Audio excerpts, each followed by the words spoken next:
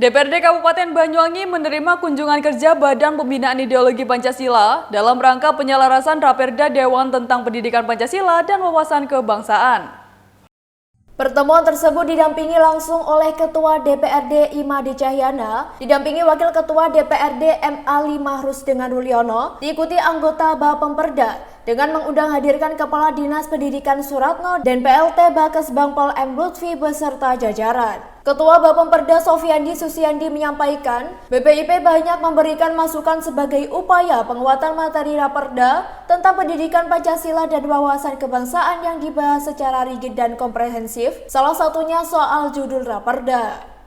Selanjutnya, rapat penyelarasan juga terkait dengan metodologi penyelenggaraan yang tidak dibatasi oleh aspek formal dan non-formal, namun lebih luas melalui advokasi, sosialisasi, dan bentuk pelatihan.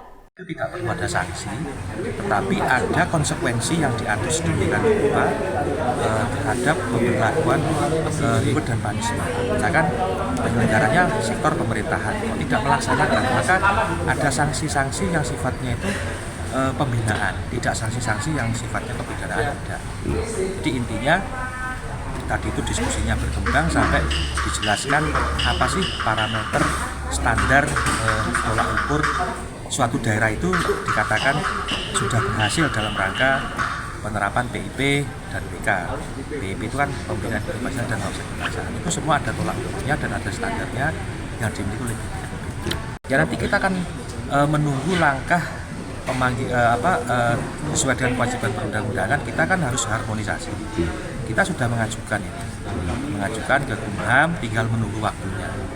Karena ini kewajiban. Setelah itu baru kita akan gelar public hearing dan lain sebagainya sehingga nanti masuk ke tahap pansus.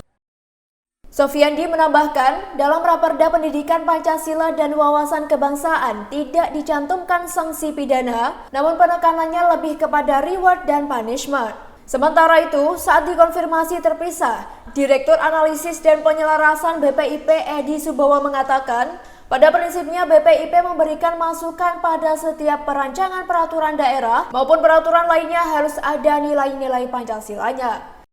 Kita memberi masukan terkait penyusunan peraturan daerah tentang pembinaan ideologi Pancasila dan wawasan kebangsaan. Pada prinsipnya dari BPIP memberi masukan supaya setiap rancangan peraturan daerah atau peraturan lain, baik itu peraturan yang ada di pusat, itu harus ada nilai-nilai Pancasilanya. Karena apa? Karena Pancasila itu kalau di dalam Undang-Undang Nomor 12 Tahun 2011 tentang pembentukan peraturan daerah pasal 2 Pancasila sebagai sumber dari segala sumber hukum, dan itu juga di dalam pembentukan peraturan perundang-undangan sebetulnya kan juga sudah di tahap-tahap penyusunan itu ada diharmonisasi. Kalau di BPIP istilahnya penyelarasan, tapi kalau di BPIP itu hanya terkait dengan nilai-nilai Pancasilanya. Kebetulan BPIP juga sudah punya aturan terkait dengan nilai-nilai Pancasila itu adanya Perban 4 tahun 2022 ya, yang terkait indikator Pancasila.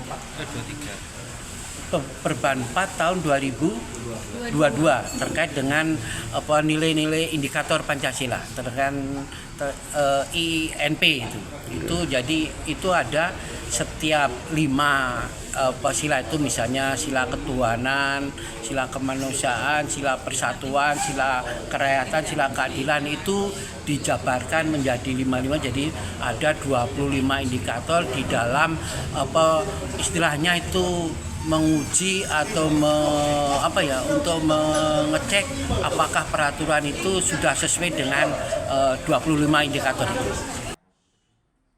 BPIP memiliki aturan terkait dengan nilai-nilai Pancasila, yakni Peraturan BPIP Nomor 4 Tahun 2022 tentang indikator nilai Pancasila sebagai kunci apakah sebuah peraturan sudah mengandung nilai-nilai Pancasila. Dari Banyuwangi, Jawa Timur, Adi Tama, Nasional TV melaporkan.